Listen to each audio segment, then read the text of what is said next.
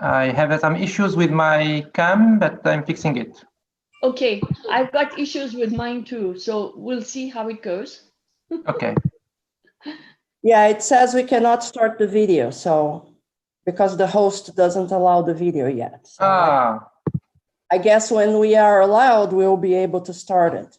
Yeah. I think it will be at, yeah, it will be on time maybe. Yeah, it's four more minutes to go. Yes. We will exactly at on time. We're still waiting for one of the panelists to join. So, Anyway, we are here and everything is all right.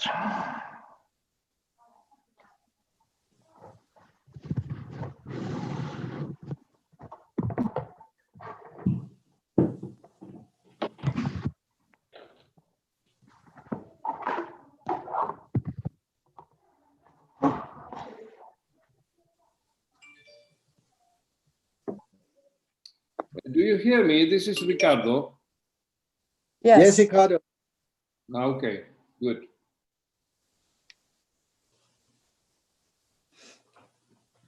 We're just waiting for Miss Connors to join, and then we'll start. I am here. Oh, okay, you're already there. Oh, yes. Sorry, I thought you saw my message on the chat. I said I was here on standby. Oh, now you're in. No, sorry. Hello.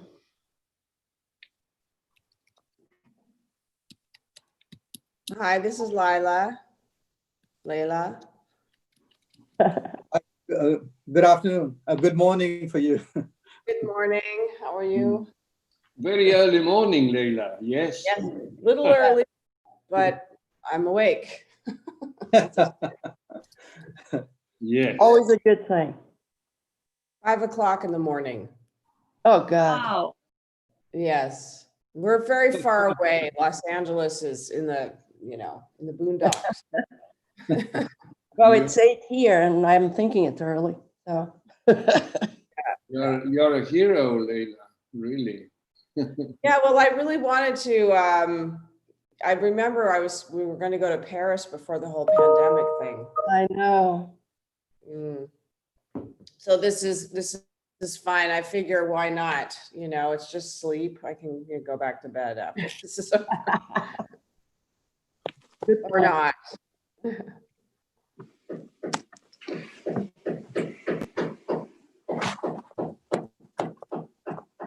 There's someone hammering there. There's definitely not hammering here. No one's awake but me. Everything happens very early there, I see. Yeah, no, just me here.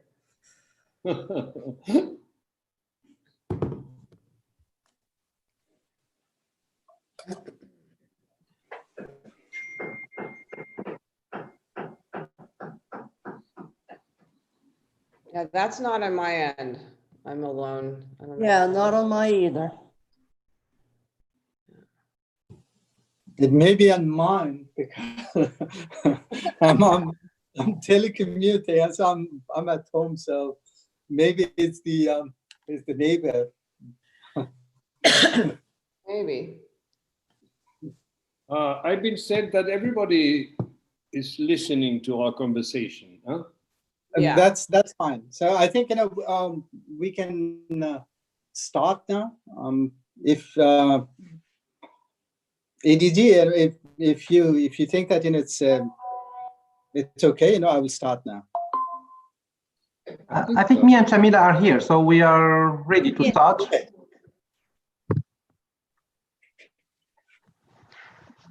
Good afternoon and good morning, everyone. I'm in fact, this webinar we're bringing you live from Paris, and there are lots of panelists in different parts of the world. So please bear with me. There may be some connection problem or connection issues, but we'll try to get over them. This is the first in a series of webinars that we will be organizing from now until 22nd of June. So I hope all of you will attend the other episode in this series. I will now start. Accurate information about climate change is vital to convince decision makers of its significant impact and the urgent action needed to develop measures for mitigation.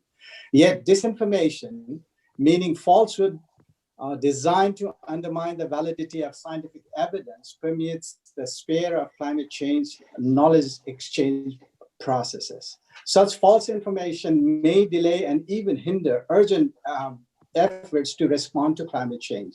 It is thus crucial that these questions are addressed to its entirety. Following the COVID-19 pandemic, there has been a renewed attention on informational problems. Parallels can be drawn with what is happening in COVID pandemic with informational problem that is happening in the sphere of climate change. Today's webinar is first in this series that will explore false information about climate change and analyze their implications. The first webinar, that is today, will explore perspectives on combating false information proliferation within the broader context of climate change. The second webinar to be held on 17th June will focus on the issue of communicating science to the public and explore it from the point of view of demand side. The third webinar will be held on 19th of June, and it will explore the supply side of the flow of false information. And the final webinar will be held on 22nd of June, and it will be on convergence and address concrete strategy for beyond confusion and inspire a few actions, I'm sure. These webinars will take stock of recent developments in the area and illustrate the best practices and existing solutions that can tackle informational issues surrounding climate change. Additionally, we hope to obtain support for and feedback on platforms and action that raise awareness of climate change and address the proliferation of false information. This activity is in line with the communication and information sector's mandate to promote universal access to information, and also the natural sciences science sector's mandate to create knowledge and understanding to achieve sustainable development and greener societies. This activity is also in sync with UNESCO's overall strategy on climate change, approved by UNESCO's member states in 38th session of the General Conference. During this first webinar, we will discuss the phenomena of false information in the realm of climate change and the negative effects this may cause. Allow me to invite ADGCI, Dr. Moise Chakchuk, who is here with us, to give his opening remarks. Dr. Chakchuk is the UNESCO's Assistant Director General for Communication and Information. Since May 2018, he is responsible for the organization's program on fostering freedom of expression and building inclusive knowledge societies. Dr. Chakchuk, the floor is yours. Thank you, Banu. Thank you. Good evening, everybody. Good morning, even for some people who are still in the US and from the West.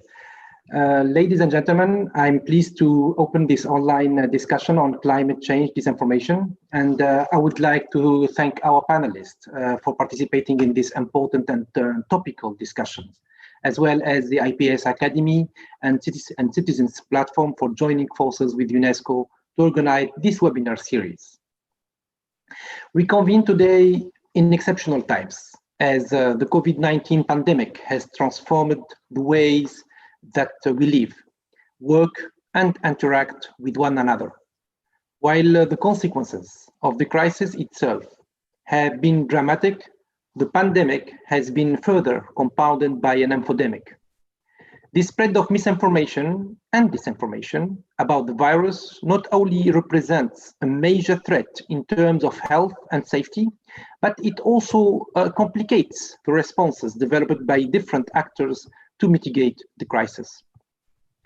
In that sense, the challenge of the infodemic echoes that of disinformation about climate change, the theme of today's event.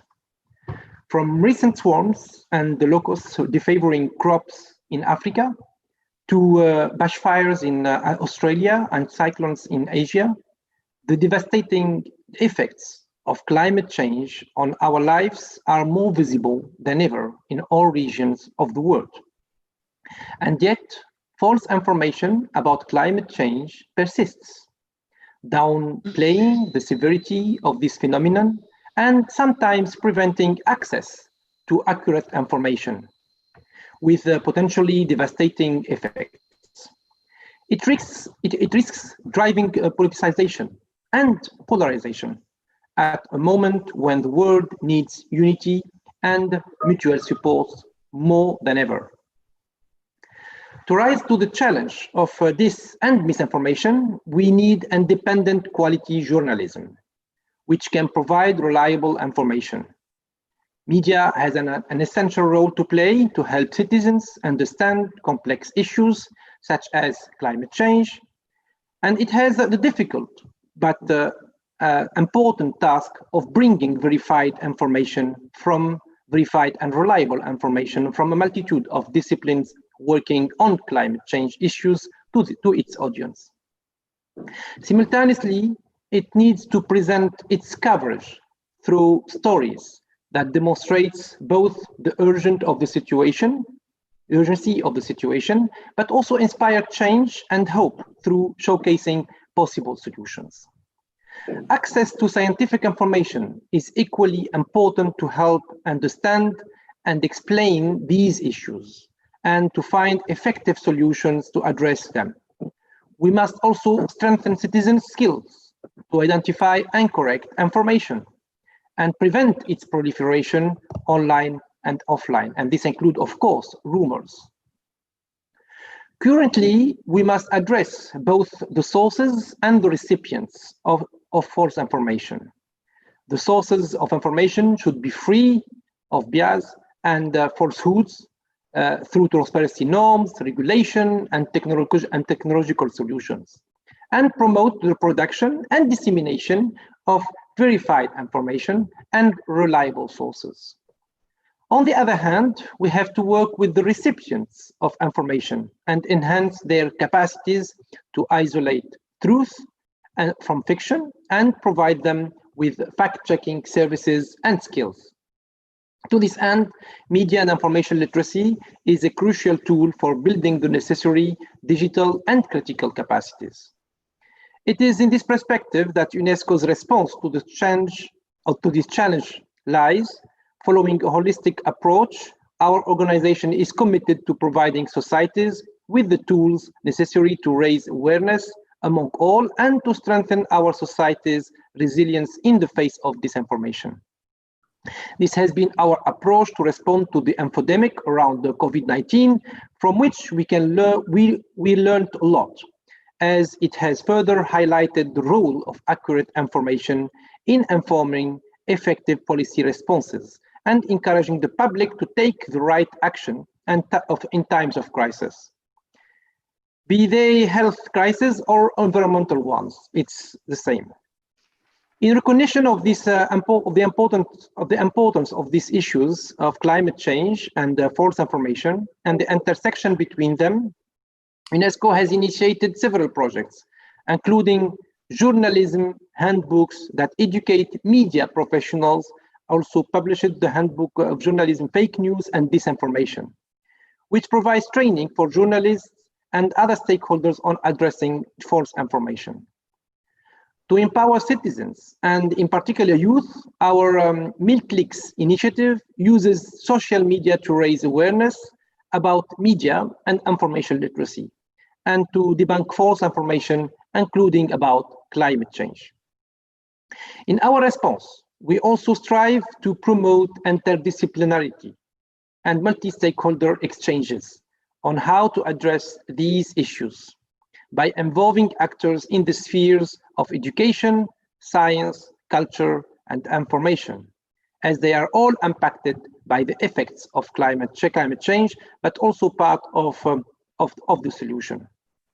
And here I want to recommend my colleague, Shamila, who will join us for this intervention, initial webinar. And this is and we are proud to work together in this topic. To conclude, I would like to underline that while climate change is not a new phenomenon, its effects are happening now, impacting our present and future generations. We must resume our fight against climate change, even as we combat COVID-19, and in this fight, false information is a key battle that we must win.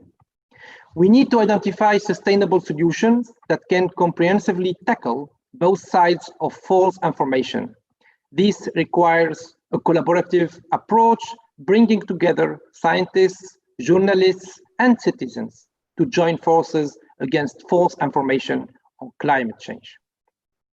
In this endeavor, we can also count on the potential of innovation and new technologies, such as artificial intelligence, which have proven to be key in the response to the current pandemic. However, this is not an easy task. A more in-depth initiatives gathering the efforts of all present is necessary. I hope that this series of webinars will serve to shed some light on strategies that we may employ, forge new alliances between interested stakeholders, and pave the way forward, a long-term initiative to address false information about climate change. I wish you fruitful discussions. Thank you very much. The floor is yours, Banu. Thank you. Now I have the privilege to request Dr. Samila Naya Beduel, Assistant Director General for Natural Sciences of UNESCO. She is responsible for UNESCO's overall programmatic priorities of strengthening science, technology, and innovation systems and policies, nationally, regionally, and globally, and promoting international scientific cooperation on critical challenges to sustainable development. ADG Science. Thank you. Thank you very much, Banu. Good afternoon, good morning to all of you, and thank you for giving us the privilege to join you here today. I'd like to thank Riccardo Grassi and all the eminent speakers of today. I salute you for raising really the banner and the profile of misinformation with respect to climate change. I also want to sincerely thank my colleague, Moez Shak, the Assistant Director General for Communication and Information in UNESCO, for raising the profile of such an important perspective on climate change today. I think the reason probably I was invited to speak with you today is really to showcase to you how scientific information is so important. Scientific information, peer-reviewed scientific information is crucial and is at the heart of climate change policies, climate change decision-making, but also providing the citizens across the world the science behind climate change and avoiding the misinformation we see across the world today. Clearly, combating this false information, such as in the context of the climate crisis today, is really of utmost concern. We hear today about declining biodiversity, how it's related to climate change, and how this decline in biodiversity has brought people closer to wild animals, and hence probably the outbreak of the coronavirus pandemic. We hear about the different scientific scenarios of how the virus has moved among animals, from wild animals to domesticated animals and to human beings. And yet we are still in an uncertainty of all of the science behind how the virus has moved between the different reservoirs to reach man today. And this science at the heart of the COVID pandemic also makes us realize how important it is to reach out to people and populations across the world to correct science.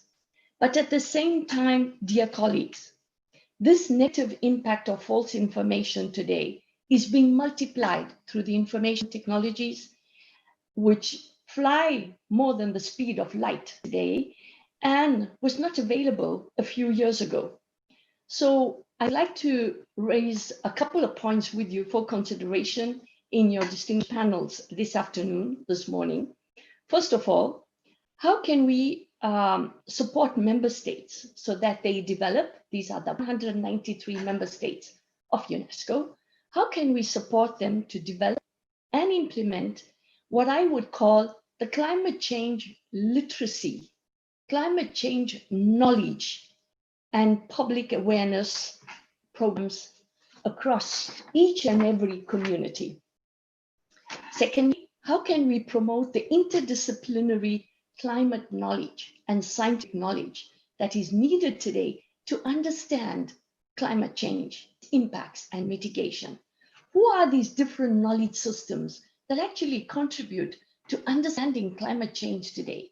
And how then do we tease out the different knowledge streams? What will be the role of the different knowledge streams? We talk about science which comes out of a laboratory, which has stood the test of time, but we also talk about the indigenous ecological knowledge systems. These are based on empirical indigenous knowledge, which is not superstition, but really this empirical findings, which has progressed over millennia and based on locally developed knowledge systems. How can we bring all of these together in an interdisciplinary climate knowledge, climate sharing platform? Thirdly, what is the role of the culture of science and promoting a culture of science? How to ensure that our cultural heritage of planet Earth is also taken into account in this dialogue across the world of safeguarding climate change, safeguarding our planet against the climate change impacts. And the fourth point I'd like to raise with you is how to support then this inclusive stakeholder dialogue so that messages are transmitted and received with the intent behind those messages. How to ensure that there is ethical and gender equality principles also taken into account in the climate change mitigation and adaptation messages that are being presented across the world today. So first of all, it has to be recognized that the science of climate is not static. Science is changing continuously. This has been quite obvious with the pandemic, starting with the lockdown across the world and then the de-lockdown. Science is at the forefront of informing member states and governments on the new containment facilities that need to be taken. This understanding of science and this particular situation with the COVID has made us realize that science is continuously changing by days as the science is coming out of laboratories. So how then can we ensure that we can produce this new data, utilize it at the speed of social media? This is the biggest challenge today. So it's a role of the science and research to inform societies and communities to make informed decision making. But how then do we ensure that that information is relayed in a timely fashion? I would also like to share with you then the role of UNESCO. UNESCO has put together these enormous sites, UNESCO designated sites, which showcase how we can live in harmony with nature and how local populations are adapting to global threats. These sites are the UNESCO designated sites, the World Heritage Sites, the World Cultural Heritage Sites, the Natural Heritage Sites, the Biosphere Reserves, where we are promoting man and the biosphere or man and the planet. These sites, which also called the geoparks, where we are promoting our geological heritage. This is also the science of the environment. How then we can reach out to all of these different populations across the world in a very timely fashion in order to build these resilient communities which are resilient to climate change, resilient to misinformation, but also communities that have the information to make choices in the future. How then can we contribute to the production and sharing of this knowledge across the world? And finally, I would like to stress the importance of young people. Young people are really the guardians against false information. How can the social media ensure that the young and the youth across the world have relevant information, that they, as the sternest advocates for sound science, are fully equipped to take over this knowledge and to transmit them in a way that will be appreciated by society, understood, and transformed into evidence-based policies? UNESCO hosted last year the Intergovernmental Panel on Climate Change. here in UNESCO in Paris. The scientific reports which are produced by the Intergovernmental Panel on Climate Change are crucial decision-making across the world. How can we ensure that the young people in different communities have access to this information, timely information, but also enabling them to access the information in different languages? If we want to prevent the false information and to prevent spread of false information, how can we empower our youth through different networks? UNESCO launched a network which is called the Youth UNESCO Climate Action Network.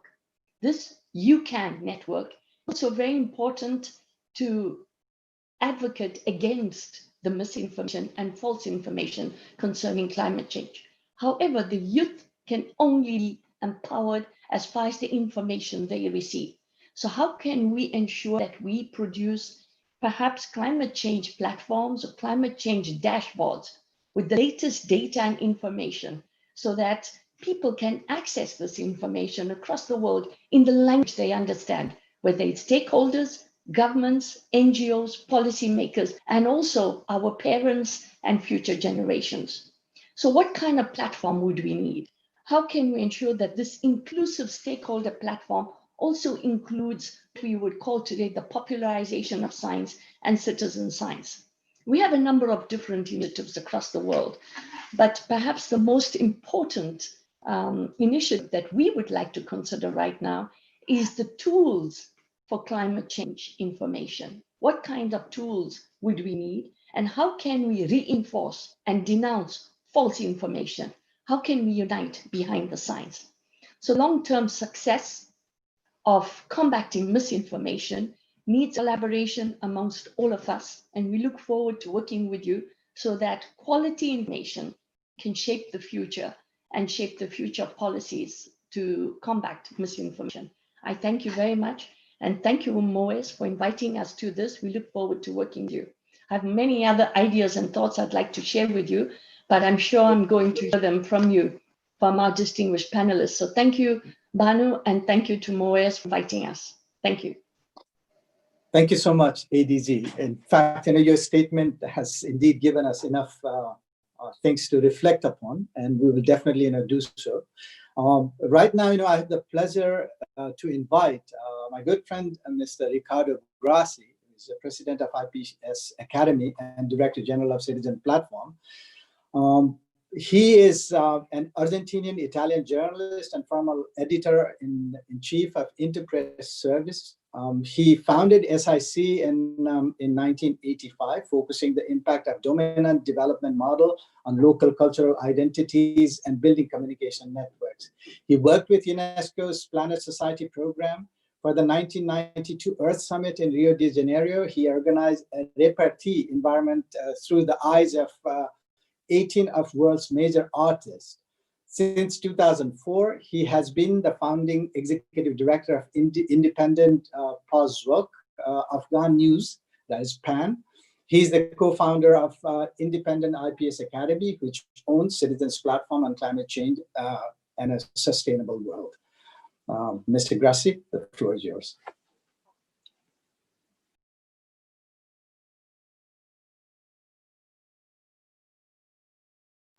Your microphone is muted. Thank you. I thought that someone else was clicking. Okay, here I am. Now you should, do you hear me? Thank you, Banu, for this generous presentation. At least it's long, yes. And thank you very much to the speakers before, because, I mean, it's been very interesting, Moez and Shamila's speech, the precise things that you have shared with us. And in a way, it makes more and more clear why in this endeavor of building the Citizens Platform on Climate Change and a Sustainable World, we are working together and co-organizing these webinars. There's no doubt about that, and probably we are moving to a deeper and deeper alliance. So let me brief, because there will be a specific detailed presentation on the last webinar next Monday of the platform in itself and the application. This was born some time back, the idea of creating a digital platform and an application and the use of social media to tackle what is the motto of these webinars: beyond confusion and inspiring actions. This resumes what the citizens platform wants to be, that also is addressed mainly to citizens. Well, we are all citizens, including those in the private sector and institutions, etc., etc. But this idea coming from the strictly information and communication area, we're all professionals on that, and this is not collateral to any other initiative. It's in itself an independent information and communication initiative on climate change and sustainability. Now, why? Because it was evident that through this information and fake news, we citizens were getting very, very much confused. We started discussing about this back to 2017. Then major things happened, and climate change is a successful communication endeavor in terms of creating more and more awareness. Another question started coming up then, but what can I do? This is the other question. I go for a coffee to the bar and I try to talk, no? And what do you think about this? Yes, of course, I have no doubt, but what can I do? So we structure this digital platform in two main sectors, let's say. The one that has to do with beyond confusion and trying to build a sort of a one-stop shop where, through proper positioning and communication, anyone can go knowing that you will get what you need to get and that this is going to be accurate and that will be no doubt. Accuracy goes to the point that if something seems probable but is doubtful, we have to say it. Now, the only way to be extremely accurate has to do with the sources of information. The sources of information in our case are scientists, experts, building an active interaction with them as sources of information and also suggesting timely issues to be raised, for instance. No? We already have the initial and very active partnership with the Tyndall Centre for Climate Research in the UK that exists since the last 20 years. And we are building more with other scientific centers. And building a network, because today we have a lot of organizations delivering information. So we don't compete. We don't need to compete. I mean, as communication and information, this initiative is unique. So we want to be absolutely inclusive. If there's something called nature, I mean, very well known, prestigious, I mean, as a media, as a medium, well, we build a relation with nature and we will simply include a link that leads to nature on things that we don't need to do. That's the same, that's an example, no? Sort of clearinghouse when we all come together and we empower each other, but we build a place where a regular citizen can go and knowing that we'll find there what he's looking for without going into what's become an endless universe, which is the internet. I mean, the point of departure for all this was that, well, you cannot pretend that a normal, regular citizen, even myself, would start navigating, exploring the internet to see who says the truth, who's not saying the truth, where should I go, whatever. Well, it's not possible. So that's one main part, beyond confusion, which includes contributing to a debate, because we have to acknowledge that changing paradigm is not particularly simple, no? And it's not going to be resolved, and it's not our role to start pointing, no?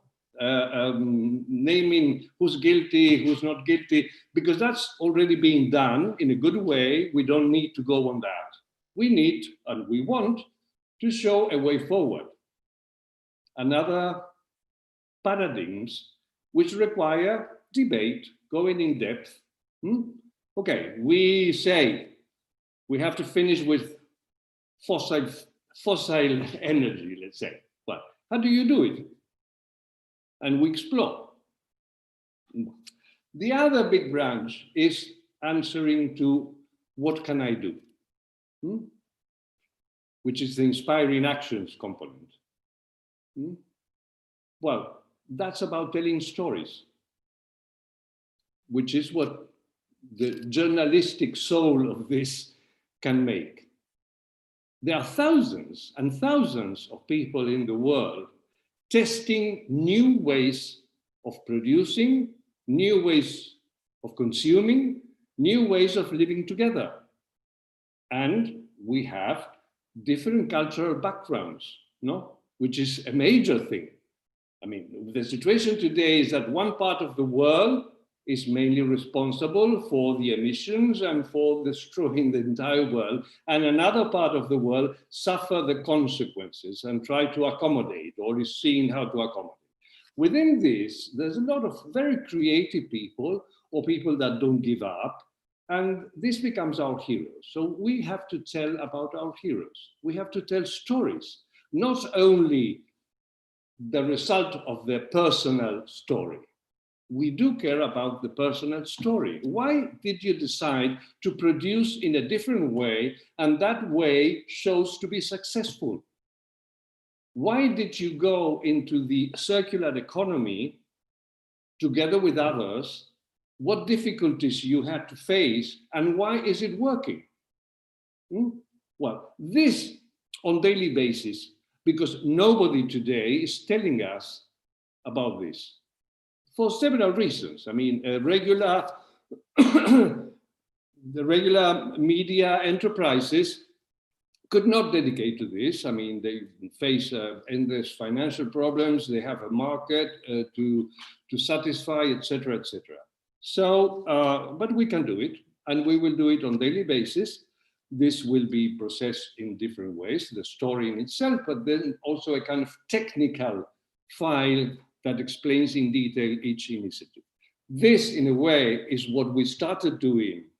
And I say we, because I was honored to work on that as an outsider with the UNESCO's Planet Society program, you see. There was not climate change or sustainability on the top as the wording, let's say, but the principle was that. Looking for new ways of living, new ways of doing things. And we did a heavy work, really, collecting information on initiatives worldwide.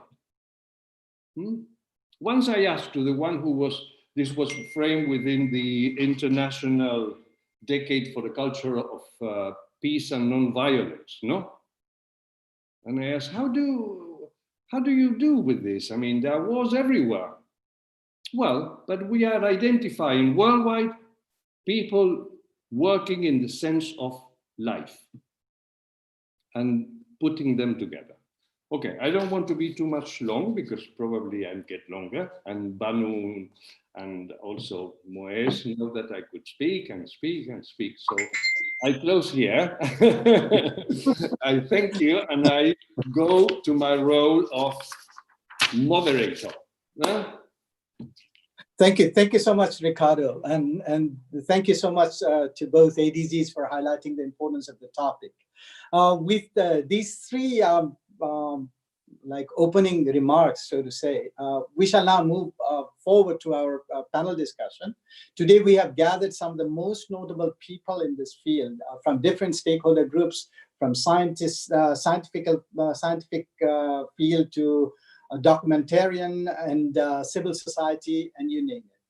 They will discuss the phenomena of false information about climate change as observed from their vantage point, negative impacts they have already observed, and some possible ways to combat the phenomena. Before we begin the discussion, I would like to invite our audience members to post any questions that you may have in the Q&A channel as the discussion goes on. Our team will be monitoring this, and at the end of the panel discussion, we will take up these questions and ask the panelists to respond. Now, to start us up, we invite our panelists to share their observation on perspective from their respective fields and proliferation the proliferation of false information surrounding climate change.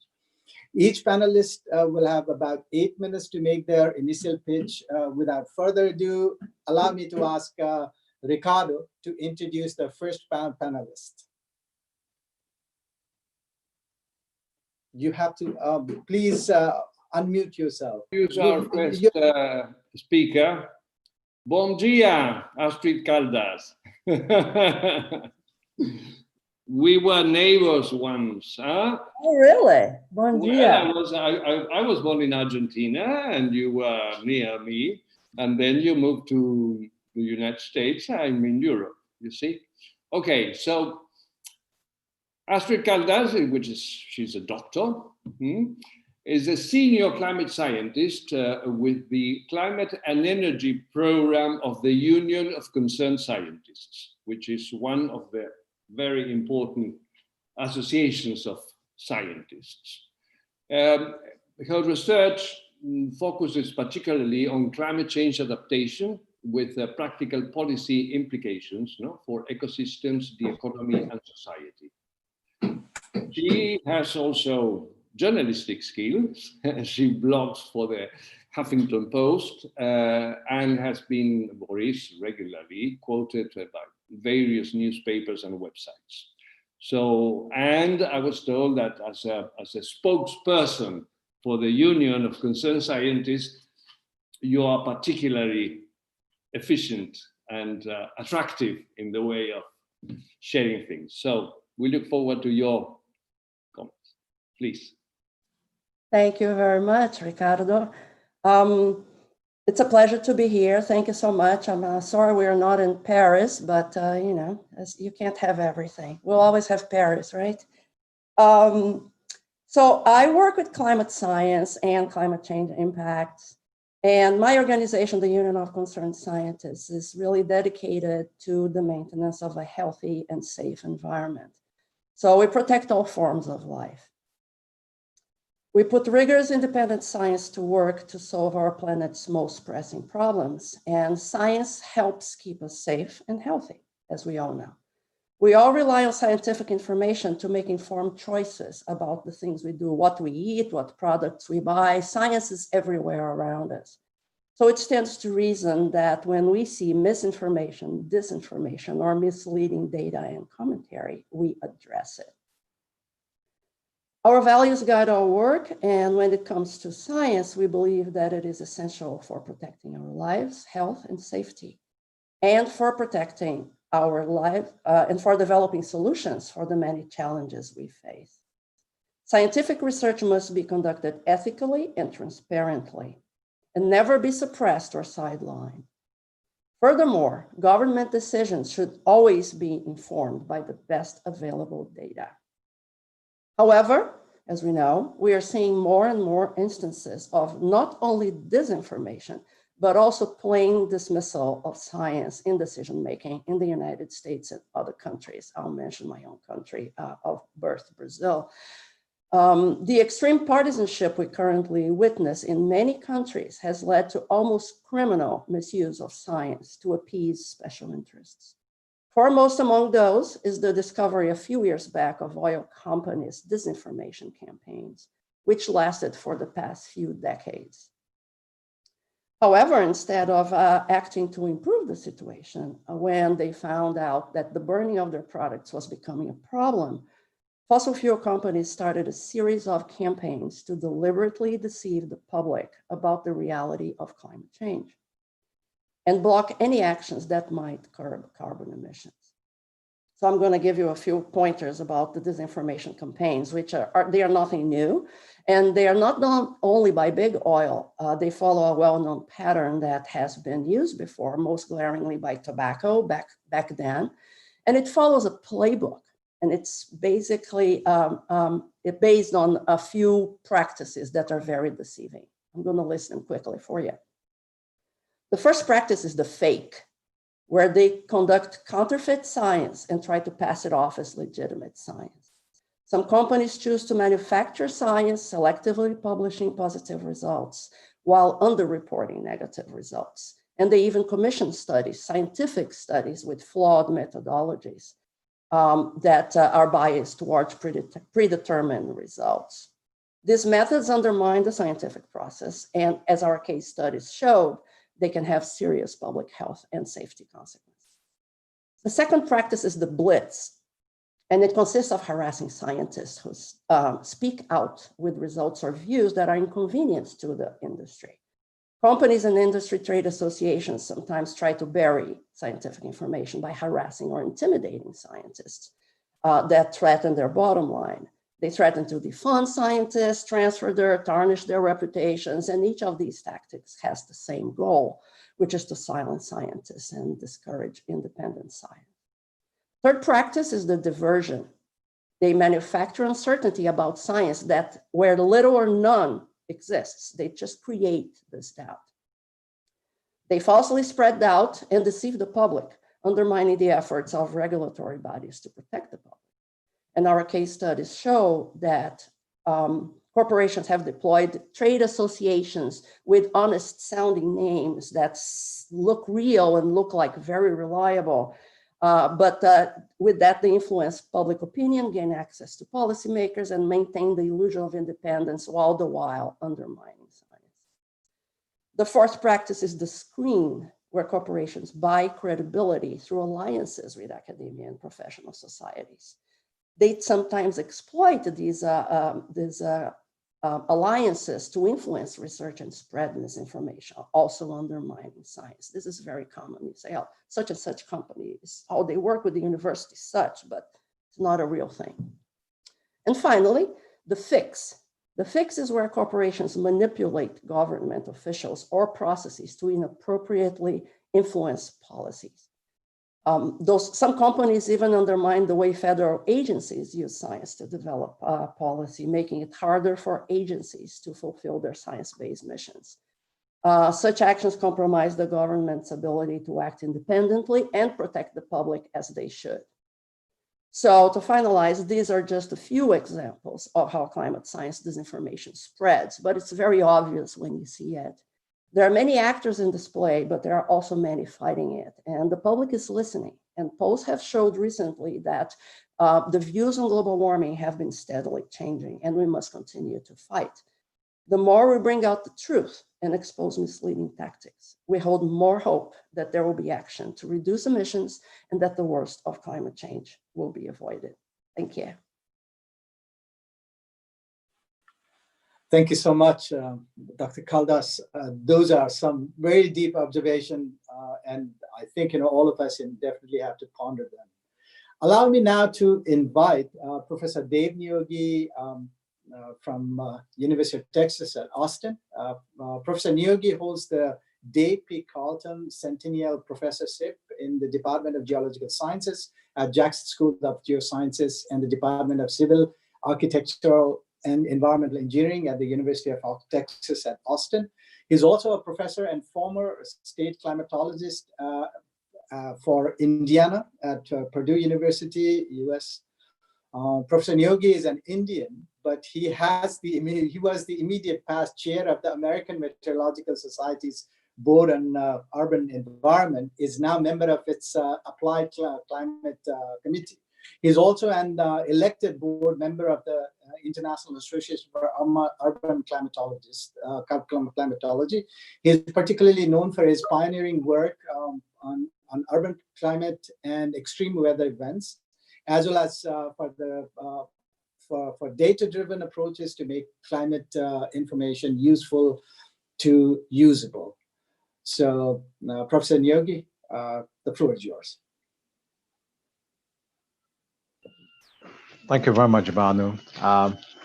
What a remarkable way to start your week, getting such brilliant ideas on such an important topic. It certainly energizes what we ought to be doing. And I'm really looking forward to this happening over the next several weeks and see what actually emerges out of this. Uh, I had made some comments. I had been starting to write them up, but I was so impressed by the preciseness, as Ricardo also mentioned, by the comments that came from the two ADGs regarding the kind of things that they would like to see and they could actually envision. I just wanted to bring a couple of those up, which I thought were extremely incisive in terms of where this whole context of disinformation, the climate change, and essentially what we can do going ahead can all be tied up. Uh, First and foremost, I appreciated ADG Moises' comments about the linkages between climate and COVID. If you really look at it, COVID is a global phenomena. You're seeing it most in cities. The same way, climate is a global phenomena, and we are experiencing what a future world would be in the context of what is happening in cities, in terms of the warming we are seeing, in terms of the exposure we are creating for people, in terms of the emissions that are coming from the city. And at the same time, it provides us with a beautiful collaboratory to test the solutions now to get ready for a future world. So cities become critical. And we are learning a lot in terms of how we can start looking at those things. The second thing that I really appreciated was the call to inspire solutions and how we can create solutions. We have been doing, and this sort of reflects on the ADG Shamila's comments about climate literacy. And we had been doing projects across in Asia, in Africa, and United States, Midwest, and so forth, where we have been looking at this whole context of how do you improve climate literacy, going right from middle school to high school to university, citizens, and beyond. And one of the enduring conclusions that emerges is that climate, like politics, is very local.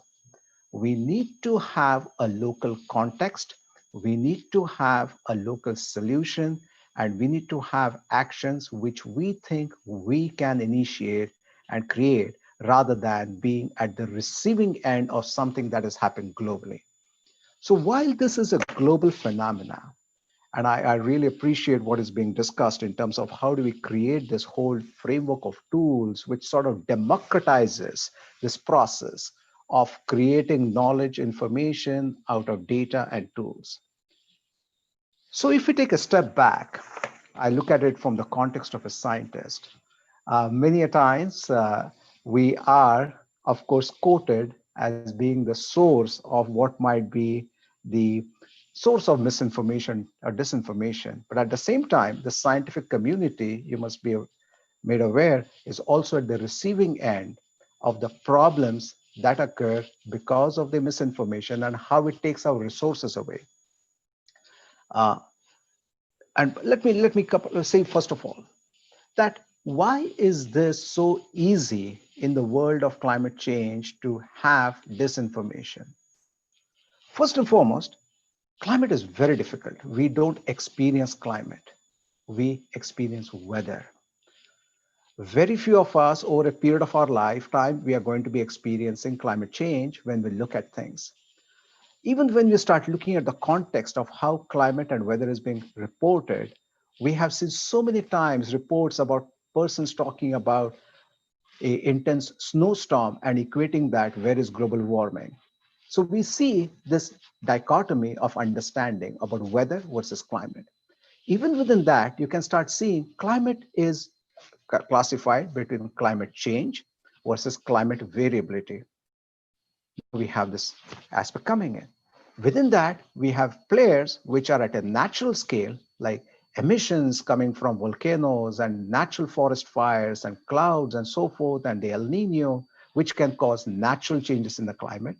And then we have the human-induced changes, which can cause long-term specific changes going into the future, which could be, say, from urbanization, land use change, our own pollution, as well as our emissions that we all know are critically shown without any doubt to be causing these climatic changes. Now, the problem is when you're presenting a scenario about a climate, it is very easy to see that all of these factors are acting in tandem. It is not like it is only a natural effect or only an artificial feature that is acting together. All of these features are acting together. And so it is very easy for anyone to slice a part of an event and present it in the manner that makes most convenient sense to their perspective. Secondly, it may not be that there is a vile intent in presenting such information. The person who is presenting it might genuinely believe that this is the scientific way that they should be presenting this. And this is the really important hypothesis that ought to be conveyed to the community, which is at the backbone of science. So we have two people or two groups, what one would say, who genuinely believe that they are doing good science, who genuinely believe that they are advancing something which is for the good of the society many a times. And within that, we create a potential for an outsider to look at possibilities which could create a potential for confusion and disinformation. What is also, of course, relevant here is that there are several entities which would have an agenda-driven framework here that they are trying to perpetuate embedded within the wiles of presenting new knowledge. And that is where we have our biggest challenge going ahead. That yes, at one level, we want to support this novel ideas of hypothesis-driven science. We want to respect and support freedom of speech. And at the same time, we need to find a way that this embedded disinformation that starts getting perpetuated, either intently or without knowledge, how do we separate that out? So there are several things that start emerging, that this is a, as we call it, a wicked problem. We have it going everywhere. We can't rely only on the source. And hence, as I mentioned, we need to democratize this whole process of how can people create institutions and countries create their own mechanisms by which this can be filtered out.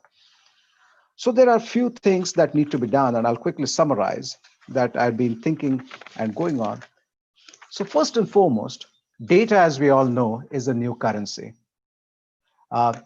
As we are getting into a data-driven world, data is going to be creating lots of commercial values.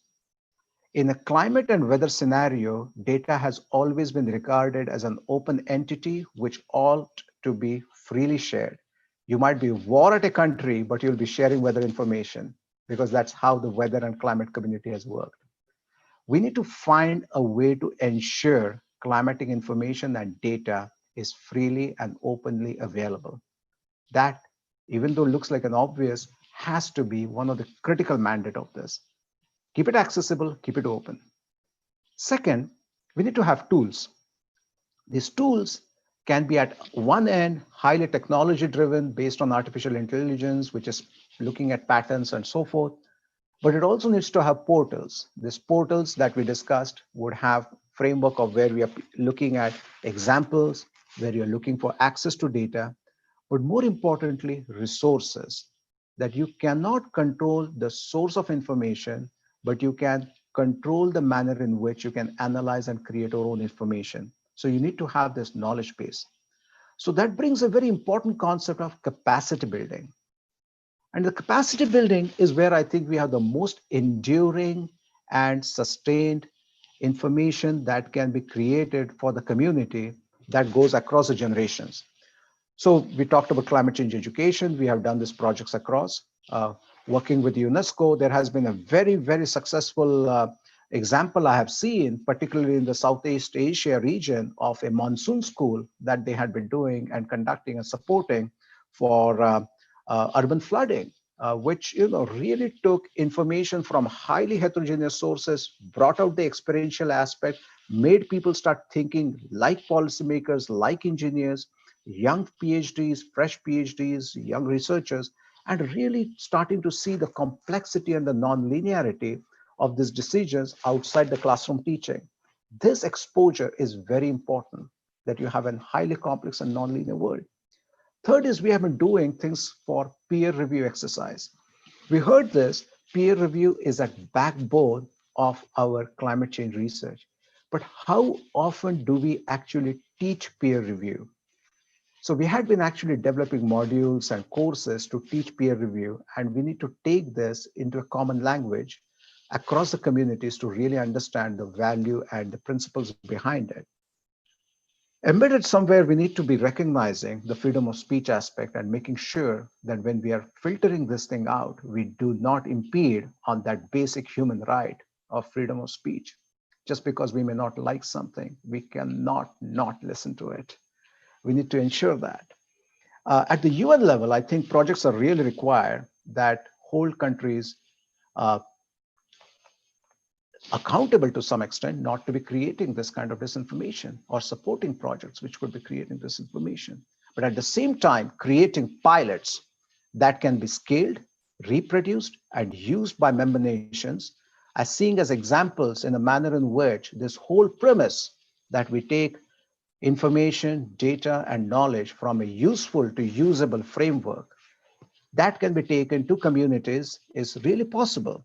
And that goes to the context, as I mentioned, like doing communication skills. It could be in the context of the storytelling aspect I heard from Ricardo. It could be in the climate literacy aspect. It could be data-driven tools for specific projects. I think the bottom line, going back to COVID, we have all seen that we are living in goodness. There are people around us who are really trying to do good things, if you really generally look around. If you go with this context that communities and people are trying to do good, to present them with more options of how to do good. Else they are going to be doing their old-fashioned ways that they always thought this is the only way of doing it and not be able to come up with novel ideas for this novel problem.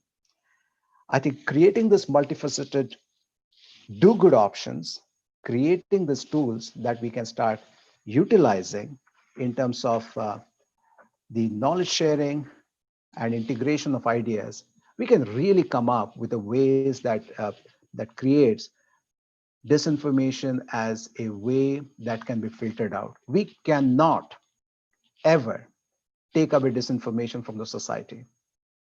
But what we can do is create tools that we can at least find ways to filter some of it out. And I firmly believe even a small change into this dialogue can cascade in creating more and more such powerful techniques that can happen going ahead into the future. So I really appreciate the opportunities that are being considered here. I'm excited about what would be emerging from here a few years from now, a few months from now, and we can say it all started here. I look forward to that. Thank you. Thank you. Thank you very much, Professor Niyogi. Extremely useful going into nuances of any complex situation, because we need to understand that, to acknowledge the complexity of everything, and at the same time, as we observe so much, people convinced of what they are saying. Not with bad mood. I mean, they, apart from those evidently linked to specific interests, but then it's a matter as in this area as in others, And this combination of moving from concepts to actions through tools, and including generating the opportunity of doing good, which is very important. With this, I would like now to, with pleasure, to introduce Ms. Leila Connors, which takes us to another, for me, very important area of activity. She is a filmmaker, a documentary maker. She's also a writer. She has created a group, the Tree Media Group, to carry on her interests, her concerns. Out of that came a first important documentary called The 11th Hour, where she interviewed 54 leading thinkers, and including scientists, on the state of the world and the human condition. Later on, together with Leonardo DiCaprio as a producer, she directed a very important documentary called Ice and Fire, where focusing the climate change goes into showing us specific existing solutions and specific practices being moved forward. And now she's working in a new project with the difficulties of the COVID to move around and to be shooting. The title of the project is Into Eden, and it's about how we can change our society and ourselves on the face of the forces that threaten everything from the biosphere to our economic system. So, well, we were working to invite Leila to participate with an accent on the inspiring actions component of our endeavor. Well, thank you, Ricardo, and thank you, UNESCO. Actually, I went to school in Paris and I lived across the street from UNESCO, so I remember it well. I founded Tree Media. Actually, I have a background in international politics and economics and was in think tanks for a while when I realized that the story is the most important thing to move society in the direction that we need. And this is why I like this panel very much. So thank you for having the vision to discuss this in depth and come up with solutions. I'll just, as you know, I'm speaking from my experience. I feel like I've been in the trenches of something I call the story machine. The story machine is created by entrenched interests that Astrid discussed. Basically, it comes down to a barrage of information, false information and money that is supported by the story machine. It's an ecosystem of interests that control access to information in the world. So the good work of scientists, which I work with them to tell these stories, we're up against this, like what I call the Death Star, and we're like the Rebel Alliance, that are little ships that are trying to get into this giant edifice of information.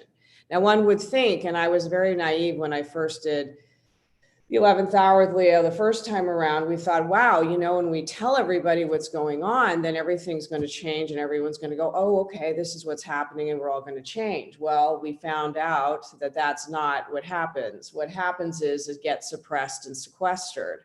One of my anecdotes is that in Cannes, we went the first time around, interestingly, the French and the Europeans are very supportive of our work. And they gave us a big platform in Cannes to bring out both our movies. The first time they thought that, just because it's a science doc, maybe no one would show up in the press. So they gave us a small room, not because they were mean, it's just because they thought maybe no one would show up. Well, we ended up getting 300 international journalists, and they had to book a giant theater to do our press conference. So we thought, wow, we're doing this, it's great, it's amazing. And then one of these guys who's paid by the Koch network or whoever they're paid by from Fox News or Sky was in the front row, and he asked about how Leo gets around. And Leo doesn't, he's very modest actually, given what his options are. And anyway, long story short, the only thing that left the room was all about Leo and nothing about climate change. So basically, that's what happens. That was probably the diversion meeting the fix or whatever. No, not the fix, meeting the screen or whatever.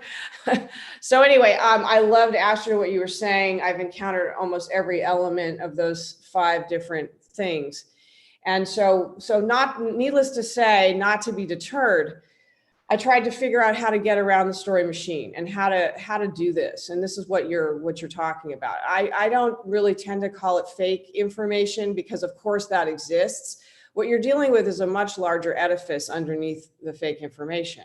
This is entrenched interests that have no interest in changing. It's how they make their money. And they feed each other. So, you know, the major networks, for example, have you ever wondered why when they talk about the weather, they never talk about climate? I mean, that's a very, you know, the Weather Channel started to do it. There have been a few, you know, weather people that, you know, talk about climate, but they don't because they're not allowed to. So that's what we're dealing with. I think you guys all know that. But you know, again, what I'd like to say also is I think things are starting to work. Sadly, they're working a little bit too late. We have the tools and the knowledge. You know, we know what to do.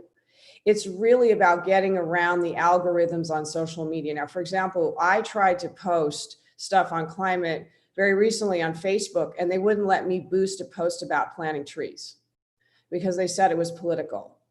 Okay, so we're getting a suppression of the information because these interests, I think, are seeing that change is coming and they're becoming more blatant in the suppression of the information. They've actually been very sneaky. You know, not a lot of us knew that they were actively suppressing until the Exxon papers came out. Maybe scientists knew. I mean, I've talked to a lot of scientists like Michael Mann, for example, who's been excoriated by you know, the Blitz. The Blitz has really taken out a lot of scientists. And so, and even me. So when I wanted to talk, so Leonardo came to me to talk about methane 8 years ago. And we were suppressed by not just, well, self-edited, let's say, in the sense, because all of the scientists were worried that if we talked about methane, we would frighten people. And they were already having a hard enough time convincing people of basic carbon information. They said, oh my God, if you start talking about methane, everyone's just going to, you know, not engage in the topic. So to add to, not to go through because I was going to talk a bit about what Ashley was talking about, but since she covered that, I would just say to add on, it's because there's so much pressure to deny climate that especially here in the States, it's incredibly hard to even go beyond just the basic concepts. So that's slowing us down.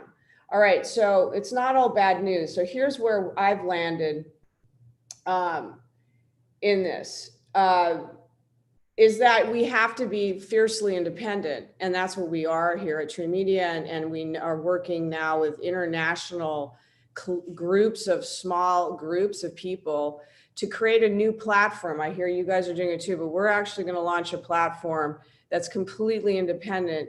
And interestingly, it's, you know, funding is, you know, like for everything like this, funding is strangely hard to get.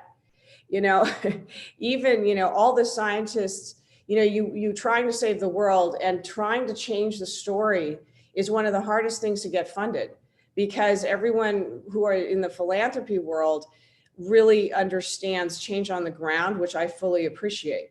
So, you know, is how do you get, you know, millions of dollars to change the story machine when actually you could be putting in windmills or solar or, you know, wells or all these other things that the world needs. But, you know, coming from Hollywood, everyone always thinks we're really well funded, which is, you know, not the case.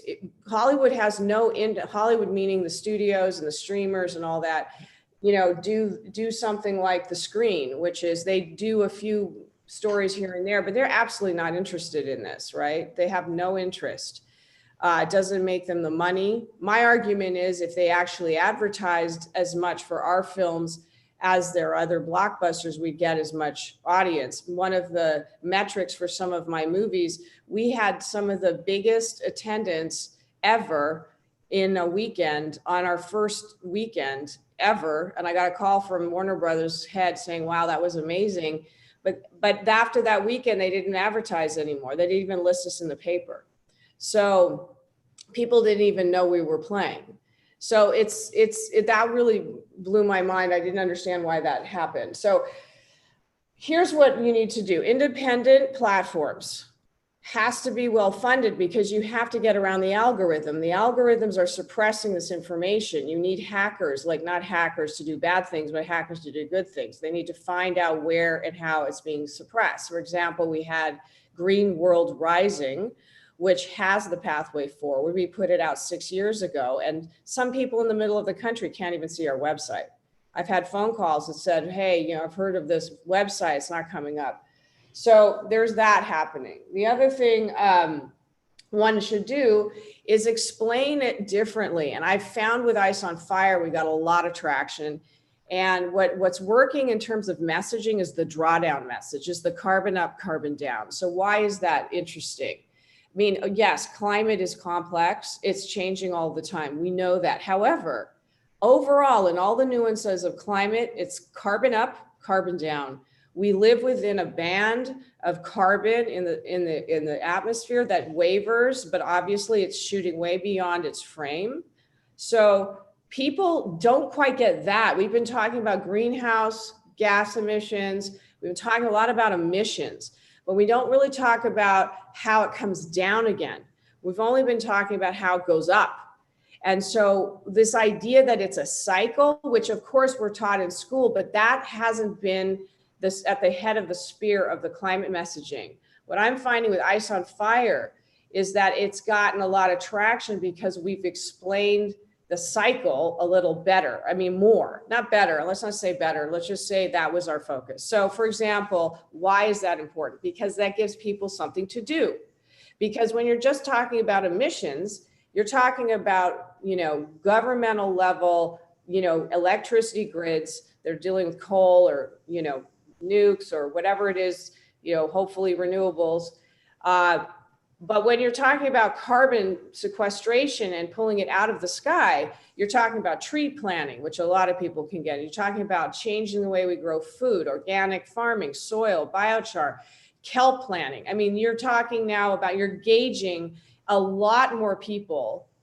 And so that's, I think, where we need to head in terms of the messaging, because you really engage a lot of people with the drawdown message. Now, whether you want to call it drawdown or whatever else, it doesn't matter, but it's the idea that, yes, we can actually pull it out of the sky and put it back in the ground. Nature does it, and we really need to focus on that. Of course, now we focus in Ice on Fire on the direct air capture machines made out of existing parts. Yes, tech has a role to play. There's also, I know, a lot of biomimetic, new visionary information, innovations where you're passively pulling carbon out of the sky. So that's kind of like, I explain it to people, not, you don't need to explain it, but other people, that it's like bailing out a sinking ship with buckets. You got to just get it out of the sky. You've got legacy carbon and current carbon. All right, so platforms. So we've actually also built something called Catching Carbon to disrupt also the flow of money. So a lot of people are like, well, we have to wait to change policy, which absolutely we have to change policy. We have to work on that every day. But what happens if the world decided to circumvent policy and just pay for it in microtransactions? So for example, catchingcarbon.org is an experiment. We launched it just before COVID. And so I haven't been advertising that, but it's a question. You know, what happens if the world put in 100 DAC machines, you know, acres and acres of kelp and all these trees, just as a symbolic gesture to say, hey, you know, we want to pay, we can save ourselves. We don't actually need to try and get around all of the policy people that are bought out by the fix, which they are. I mean, here we've done tons of other movies called We the People 2.0, where we've been on the ground in Ohio and Pennsylvania. They are ravaged by horror. I mean, not just bad information, but their entire legislative bodies are bought by the oil industry. There are laws in America where you can't even sue the oil industry for anything. Even if they killed you by accident with one of their wells, you cannot sue them. So it's bad. So you have to work around these people. They have no interest in helping. And so I would only say that given what we see with people like Greta, who emerged, and the climate strikes, And in California, we're getting more and more towards solar. I mean, we are, I think now 30% renewable in the state of California, and it's getting better every day. I would say, given the amount of disinformation and money and entrenched politicians that we're dealing with in the story machine that has no interest in telling the story, that we've done much better than I thought. So I would say persistence, persistent platforms, funding workarounds, the algorithms, getting smart people to make sure that when you put a message out, it goes out, because again, no one sees it. Young people understand this. They absolutely do. They just don't know what to do. So the drawdown message, I think, is incredibly important. And last but not least, we're working on something called regeneration. So we can fix everything that we've harmed. There are innovators and scientists that know what to do again. So we're working on within the platform, a giant push to talk about how to heal all things, land, ocean, air. And we'll be working on that in the next couple of years. So hopefully we can do it in collaboration with international networks and UNESCO and the UN. And usually whatever we do, the UN and the EU and everyone picks it up and puts it around. But now we, as you say, we all have to work together because there's not a lot of time. And this regeneration project actually came to me. They said, let's do a big Netflix series. I said, you know what, let's not do that. We don't need that. We need to just put it out on a platform for free on the internet. Just do this. So now we're trying to find, although it's going to take quite a lot of, it's a large budget to do it, but you need it. Again, I mean, I feel bad, but it's like, do we want to change the story machine or not? So that's what I have to say from my corner of the world. Yes.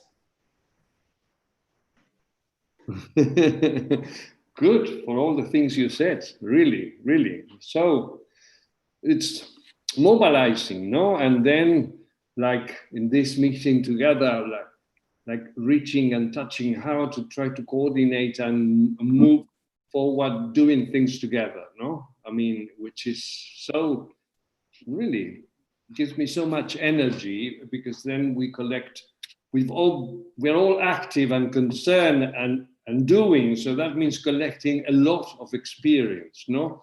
As also on the science side, I mean, the collection of the experience of the things that you see, how they move, and all the communication system and what you call the story machine. This is, I love this synthesis, which is so American in a way. Good, thanks. We may go back to you with some questions later, and also looking for questions from the audience. And now I would like to invite Catherine Rogers to talk. Kathleen is the president of Earth Day Network. You all know the Earth Day Network. It celebrated its 50th anniversary last month, which is enormous, no? I mean, something that started, well, actually it started in the United States in a small, humble way, but with all the communication energy that we learn from such a place, and became an extraordinary world network led by Kathleen. Kathleen has 20 years as an environmental attorney and an advocate. And under her leadership, the Earth Day Network has been growing and growing. So I look forward to what you can share with us, Kathleen. Thank you very much. Thank you very much for having me. So going towards the end of a program like this, not only am I mentally rearranging everything I was going to say, but I also want to echo everybody, Layla and Astrid and everybody. My background was litigation and policy, so I've done that for years. But when I moved over to Earth Day Network, I agreed to move, and it was run by the environmental community at the time, but I only agreed to move if we could change the mission of the organization, which was to diversify the environmental movement, because I'd been in the environmental movement globally for a long time, and particularly in Western countries. It was run by a handful of people. It certainly wasn't diverse. And so we changed our mission because, as we know, tragically, we are mostly talking to ourselves. And my organization is about what we call everyone else. And we're global in 192 countries. We have about 1 billion people participating in Earth Day, but it's really tough to move them from a volunteer activity or even a big civic engagement event down that pathway to believe in climate change and take action. And after all, we're looking for not just activists, but consumers and voters and people that will actually take more than a single action of cleaning up their neighborhood or signing a petition. And with 7 point whatever billion people in the world, it's a heavy lift. It's incredibly hard work. And the way we do this is not by putting environmental groups in front of people or movie stars or anything else, but the way we work anyway is by finding trusted leaders of their community. So if I'm working with evangelicals or I'm working with somebody in Zambia, I'm going to find out who the trusted leaders are of a group that's not environmental, and then we go after them. And as a result, we have the most diverse group of environmental, non-environmental mayors, whatever, hundreds of thousands of groups in our network that have nothing to do with the environment. They could be development groups or justice groups, but for the large part of them have nothing to do with my movement at all. And again, that's a long, complicated process. And I also agree with everybody who said that all politics is local. And so you really need to get local groups. And I'd also like to say, and I think this is probably shared by most of the people on this call, is that if you want to start in the middle, you don't, if you want to end in the middle, you don't start there. And so a lot of our perspectives have to be stretching the rubber band, so to speak, in the right direction, or we'll just never get where we want to go. And I'd like to start just with a few comments about science generally and what we're seeing globally. The backbone of Earth Day and the birth of the environmental movement, it wasn't actually a small thing. There were 20 million people out in the streets, more than 10 or 11% of the population back then. And it scared the heck out of everybody because there were so many people, and they weren't environmentalists, some anti-war activists, but for the most part, they were suits and moms and kids, teachers, not your usual suspects. And that drove Congress and the president at the time, Nixon, believe it or not, to do a lot of amazing things. Unfortunately, but it was science driven. And unfortunately, we had Rachel Carson at the time, we had the bald eagle, we had 150 years of industrial development that had trashed the joint, so to speak. So unlike climate change, a lot of this was really obvious. You couldn't see across the street in LA, you had children with birth defects, you had all that stuff that was painfully, dramatically obvious, which again, is not always true for climate change. In fact, they interviewed people after Sandy, which was a huge hurricane that we had in northern New Jersey and hit Staten Island really bad. And they interviewed, Staten Island's the only Republican, not to be partisan, but one of the most Republican areas of New York City, maybe the only one. And they interviewed people there who had been completely destroyed by Sandy. And they all said emphatically over and over again in this documentary that it wasn't climate change. It was just a freak incident. They weren't willing to go beyond, because of their beliefs, to accept that maybe this was a hurricane of a lifetime, something hadn't seen in 150 years or whatever. And unfortunately, I think science is taking a hit in popular opinion generally. And of course, that's very apparent in the United States. And just in the last 2 years, trust in science or distrust in science has really grown, and globally true. Even in highly developed countries, a high level of trust in science, and this is Western Europe, the United States, and other countries, is 18% of the world's population has a high trust in science. And the poorer you are, the less you believe in science. And as we all know, religious people choose science last, pick religious beliefs and tenets consistently. And how did this happen? Despite 97% of the world agreeing, of scientists agreeing that climate change has been around for maybe up to 50 years, you know, what's the arc of the disinformation? And I think you have to look at history. And a couple of people said this, and I'm not a big conspiracy person, but I live and work in Washington, where my neighbors are lobbyists and they live all around me, and it's a company town. And so you know everyone. You see them at the grocery store, you see them everywhere.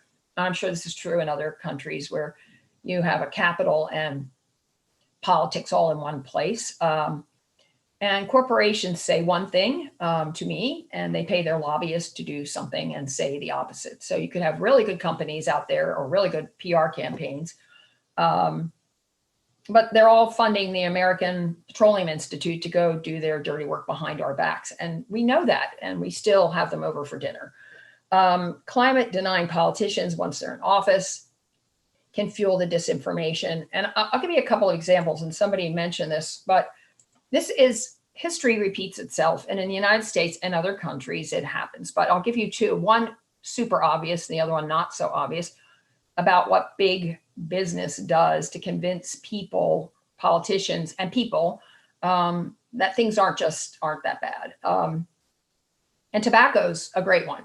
In fact, the guy who runs Climate Nexus, a big important journal, Jeff Nesbitt, who worked briefly for Earth Day Network, ran the anti-tobacco campaign for the Senate, an awesome guy.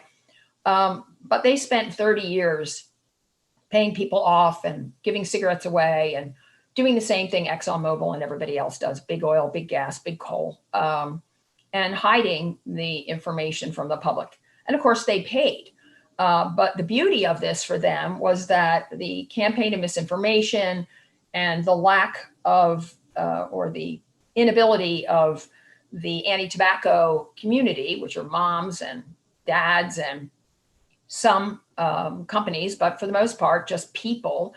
It took them 30 years to defeat, if you will, temporarily, the tobacco companies. But they'd planned for this. The tobacco companies knew if they dragged their feet, they would pay less overall and could come up with a different plan. In the case of US tobacco growers, they just started exporting once they got, sort of beaten up by Jeff Nesbitt and a bunch of other people who ended up finding them. But they had planned it all. It was all money they had in the bank. It was not going to kill them. And they knew it because they'd done the same thing. And a more obscure example, and I find hilarious, just because I love researching these things, is seatbelts. If you can imagine, the auto industry fought seatbelts for decades. They were around for a really long time. They spent the equivalent of, I don't know what, talking about how dangerous they were and how much expense it would be to buy a car if you had a seatbelt, and now they sell safety.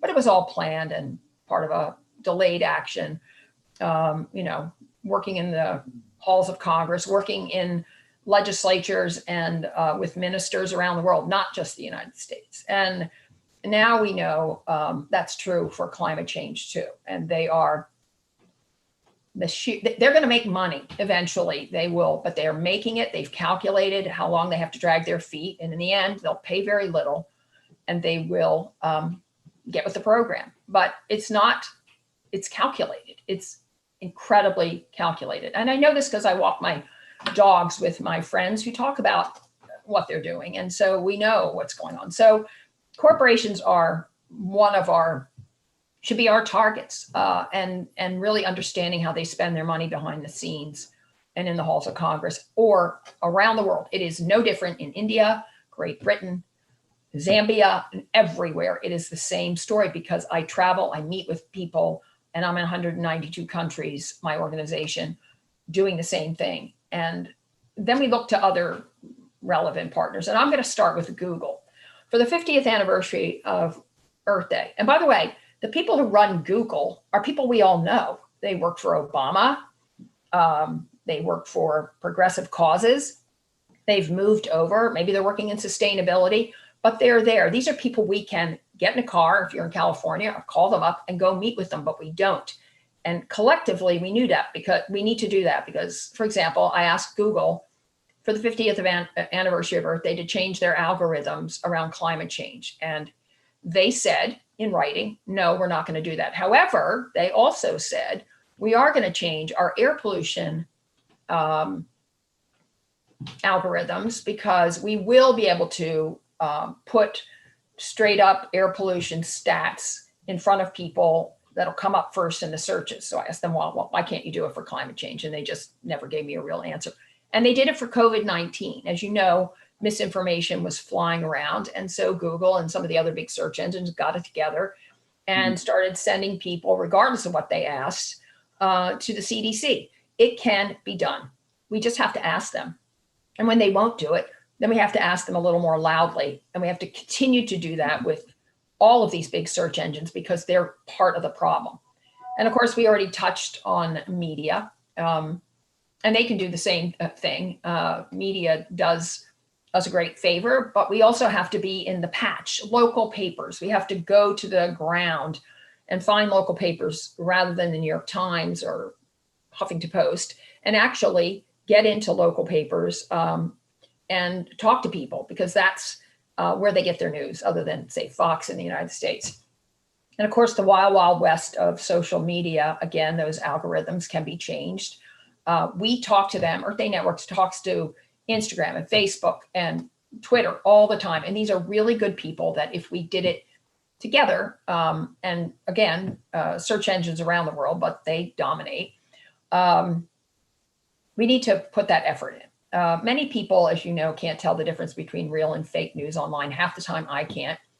There's a recent study from Brown that found that 25 to 30% of all tweets on Twitter are from bots. And they're even higher for science-related tweets. And they are responsible for close to 40% of tweets about fake science. So these are things that search engines, big companies with great people running them, who need to feel the pressure from all of us to do the right thing, because they can do the right thing. We know they can. We've seen it. We know these are just people. These are not machines or things. Algorithms are not things floating around in space that we can't control. They are real. And I think, as everybody said, you know, the disinformation under the right conditions turns to intimidation. And there's a widening gap between what people believe in science and the scientists themselves. And intimidation leads to distrust, as I said. And we've been looking at a lot of how scientists feel about their own work. And now we find that almost just about fewer than 50% of scientists feel that this is a good time for science. And whether people believe in their work is going down. And this is not in the United States, this is globally, that both people and scientists feel that science is either being directly discredited or that people just don't care about it. So it's not a good time for science, and it's not a good time to stay in a comfort zone with all of us talking to ourselves. It is, as I said before, it's incredibly hard work to get to them. Just on sort of what we can do, as I said, pressure on people who own these big companies, switching out of our comfort zone, and instead of having environmental groups talking about how you solve the problem, getting trusted leaders of groups maybe we're not comfortable with. These can be people who run pesticide companies, believe it or not, or evangelical leaders, or citizen scientists. And I think a couple of people said it, I think Layla particularly, the theme for Earth Day 2020 is restoration. It's a positive message. It goes to the exact same thing we were talking about, Layla particularly, about what it is, the technology, using natural systems. And I think we need to more and more switch over our conversation to one focused on how we can sort of restore the planet. And lastly, I think we need to, Shamila said this, and I completely agree, and Earth Day Network's been focused on climate and environmental literacy forever. And our goal is to have every country adopt mandatory climate and environmental literacy tied to civic engagement. In other words, no country on earth, and we did a World Bank study, and unfortunately, the state of environmental education is horrendous, give or take a couple countries and California, but none of it is tied to civic engagement.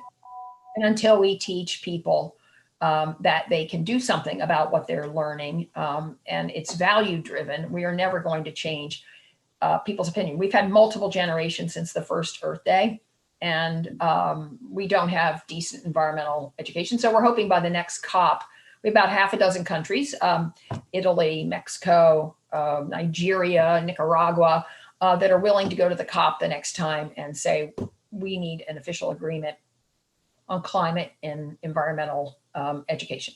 So with that note, I'll turn it back to all of you. And certainly I'm open to any questions you have about my opinions. Thank you very much, Kathleen. Really, a lesson of advices and experience and political brains and wow. I used to, it's a long time I don't go to Washington. I used to go quite often in a period. And yeah, all this lobbying world and realities, and it's, well, learning things and this, that there's good people everywhere. They just need to be, we need to put pressure on them. No? At the end, they are human beings, despite being controlling the world communication. Okay, we have some questions now, and at the same time, we've been with so much enthusiasm that we should have finished already, but we didn't. So I had one question for Astrid about the, I mean, one of the objectives of the Union of Concerned Scientists, no, and I quote, is to fight back when powerful corporations or special interests mislead the public on science. How does this statement fit into the broader context on climate change disinformation, and why are these special interests groups so powerful? If it's clear, but please, we said before like 4 minutes. Now, if we could use 2, would be great. I'll try to keep my time. Yes. So I'm just going to start by saying something very important, that the issue of disinformation and misinformation is not only a basic issue of ethics, but also an issue of justice, right? By misleading people and not giving them the information, big oil and politicians deny them the most basic right, which is the right to the truth, to live healthy lives, and to have equal rights to it. If we add to it the inequalities of the climate change impact, where some communities are disproportionately affected, particularly those that are disenfranchised historically or those that are disadvantaged, the situation is definitely very concerned. So in the past, we have seen lots of instances where science was ignored and manipulated, but today we're seeing really a concerted effort to that. And science on pollutants, toxins, carcinogens are all being pushed aside, dismissed, doubted in recent years. And the general science denial in environmental and public health policymaker is creating a lot of confusion for the public.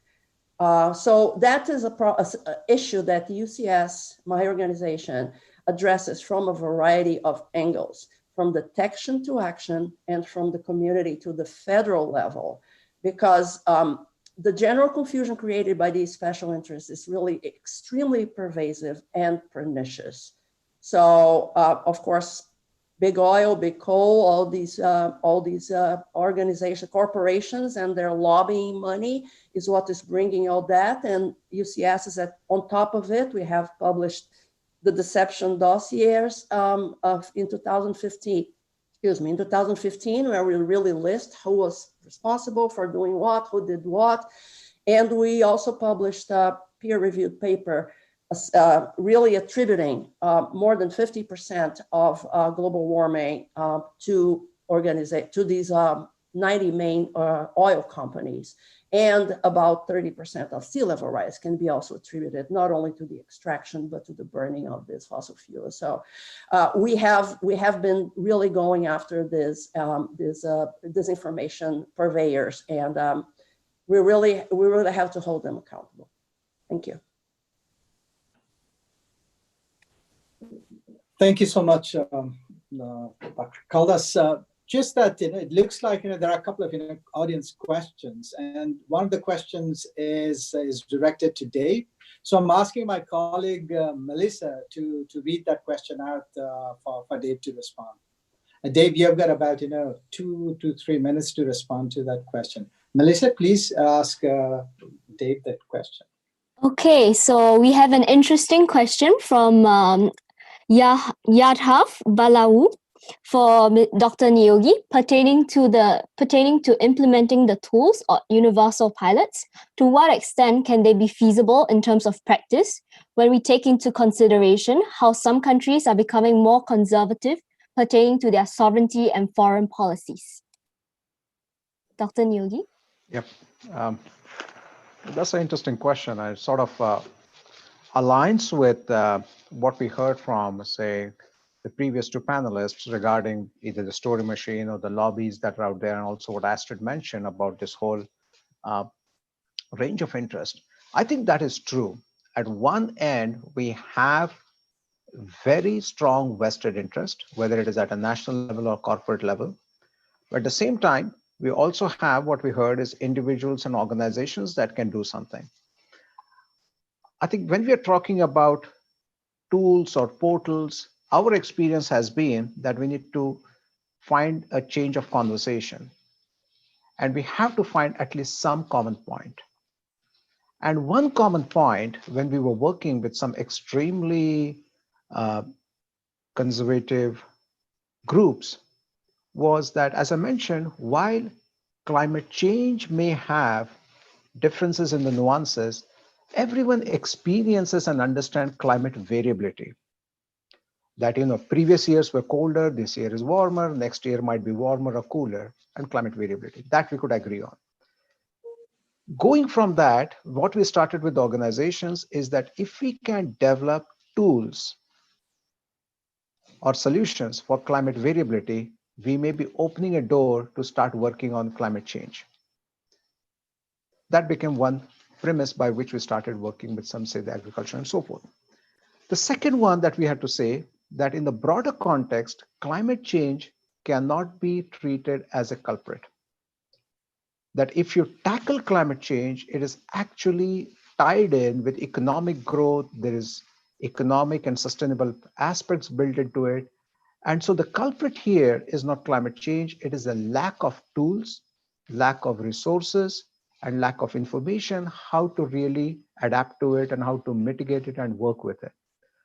So when some of these dialogues start emerging, then there are some common core aspects that come up. And so, for example, when we are talking about the tools and portals, we had been working, as I mentioned, through UNESCO on the monsoon school, which has been a great example where, some people might come at it in the context as the example was given for Hurricane Sandy, that this is completely climate driven or this is completely anything but climate driven. But yet we could find some experiential ways to find how this is all interlinked and come up with solutions.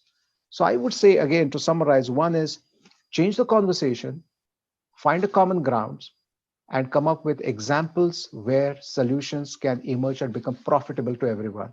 If you start with that opening, perhaps there is a potential that this can be scaled up to something much more bigger. Thank you. Thank you. So clear. Yeah?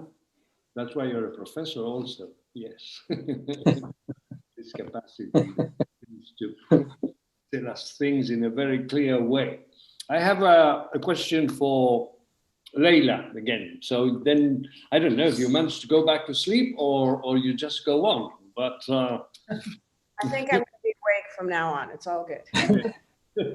Well, one of those is has to do with when you go into the making the film, no? How do you verify and the information that's going to be used? I mean, how do you make sure that it's relevant, it's important, and is accurate? Well, we basically work with scientists and we work with, we've been in the space for a while, 20 years. So what we've learned, and this is another idea I think that works, is the idea of persistence. So we're aware of the Union of Concerned Scientists, we're aware of NOAA, we're aware of NASA, we're aware of, some of the scientists that have bigger names in the business, like James Hansen and again, Michael Mann, and then, so we work with institutions, right, that for a long time. So one can see truth is very persistent. And that's the other thing. We really do have truth on our side here. And you really can't hold back the reality of things. And I know I'm straining your question, but basically that's how we know what to do, because we do listen to the science and we have relationships with them and rely on them. And also we go to where things are actually happening. Like with Ice on Fire, we went to see where they measure the CO2 up in the Rocky Mountains. And it was funny because I don't think I've ever seen that anywhere else. And it also to fault my own storytelling, why didn't I do that sooner? Because I thought it was very effective to see that there's actually a way that this is measured, and it's measured all over the world every week. So, things like that are what we do. We go and actually see it with our own eyes rather than rely on intermediaries. And that's something, we do not rely on intermediaries. But I would back to just quickly, I would like to say with truth and persistence, it takes a lot of money to maintain a falsehood. And also, I think with COVID-19, we are seeing Mother Nature or wherever it came from, whatever. But the point is, it is a natural phenomenon that cannot be denied, even though they're doing a very good job trying to deny it with their numbers or whatever is going on. It's just going to make itself known. And so the problem with climate is we know that when it makes itself known, it might be a little too late. So that's the biggest problem with climate. Yeah. But on our side, we just have to be persistent and depend on science. Good. Thank you. Thank you very much. Thank you very much, Leila. There will be a further question, but this is for Kathleen, regarding the, if we are not wrong, the Earth Day organization has science education programs for children and college students. We would like to know eventually, if it's possible, and briefly more in detail, if how you care about the regional differences on doing this, on shaping this education programs, and yeah. Okay, so when we did the World Bank study, this was global and partially paid by the World Bank by some other people. And what we discovered was, as the question proposes, is that there are regional differences. So if you're in India and you have climate and environmental education materials on the books, let's say in the curricula, it quite often is driven by a teacher's interests, because they don't have, no country has graduation requirements for climate and environmental literacy or civics. In other words, you can graduate from high school in the United States or any country and not really understand how to protect yourself from a local environmental problem. What are the routes you take to contact your local leaders? What are your rights as citizen around community right to know? And so, in addition, so we have two problems. One is, regardless of what's on the books in the curricula, countries teach it, and teachers and states inside countries teach it differently. In the United States, we're now becoming famous, but we're not the only country where you have certain states of our 50 that have taken the word climate change out of their science books, literally not redacted it, but actually had publishers publish it without the word climate change in it at all. They cannot mention climate change in their classroom in multiple states in the United States. Then you have other states in Brazil or India, Great Britain, every country, Finland, one of the greatest educators in the world, does not have mandatory climate and environmental literacy. And again, nobody connects it to what you can do. And so as a person, as a lawyer and a litigator and a policy person, I know you have to attack it two ways. One is it's got to be mandatory. It has to be mandatory at the national level. And in many countries, including the United States, a lot of it's driven, controlled, budgeted by the state itself. And in some states within it, there are counties or municipal governments that have their own control. New York City is one of the few places where they control the education agenda inside New York State. So every region around the world, and again, I keep using the United States, but our study was global, and that is pretty consistent. And I think the last point, which is not really the question, but it has to, civic engagement tools that you're given also has to be tied to voting. And you're understanding that if you care about climate change and if you've learned about climate change or any environmental issue, because there are many that are of great concern, including environmental justice issues, which are not taught in schools either. In other words, people don't really understand that even if they don't see it themselves, it's going on a couple blocks away or a mile away in some poor community. And I find it interesting that poor people are less likely to believe in science, even though they're subjected regularly to incredible environmental injustices, but it's true. And so I think you have to actually take the step, which is it's not partisan. It's a right that many, many countries enjoy, is to connect your information and civic tools to the most basic of things, which is voting. And on the youth thing, no matter how we cut it, and youth groups were very supportive of youth climate groups. But in 2018, which was our off-year elections, but we found this in Brazil and a bunch of other countries, Australia, that young people were either not voting at all, despite the frightening prospects of a world enveloped in a climate crisis. They were, voting in even lower numbers than we predicted. So maybe in the United States, Australia, other places, even where they have compulsory voting, in the United States, we had like less than 30% of people under a certain age, youth voters, voting. So it's a very difficult situation. But if you don't connect education to civic engagement tools, to your whatever constitutional or other rights you have, then we're not taking a holistic approach to the entire problem. Sorry, long. Yeah, good. Thank you very much, Kathleen. Banu, if you want. Yes, so thank you very much, everyone. In fact, we have got 7 more questions, that we have received, or maybe slightly more than that, from the audience, which needed to be dealt with. But unfortunately, we have almost run out of time. What we will do is in the next episode of this webinar, we will start the webinar by answering those questions.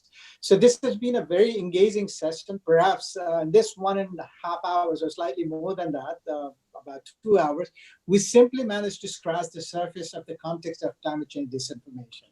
Much more is still left to be discussed. And in the next webinar, we will take a closer look at demand-side solutions to this phenomenon, which is becoming a bit complex, as well as very, very difficult for us to deal with. So with this, we conclude this afternoon's session on climate change disinformation. Please remember to refer to our event web page and the links.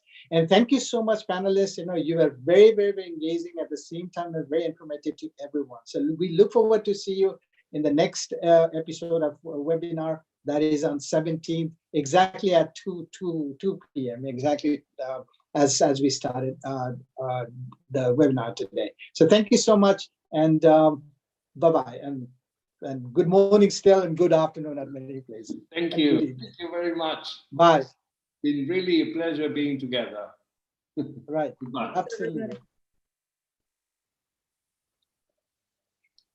Tudo bem? Tudo jóia? Tudo.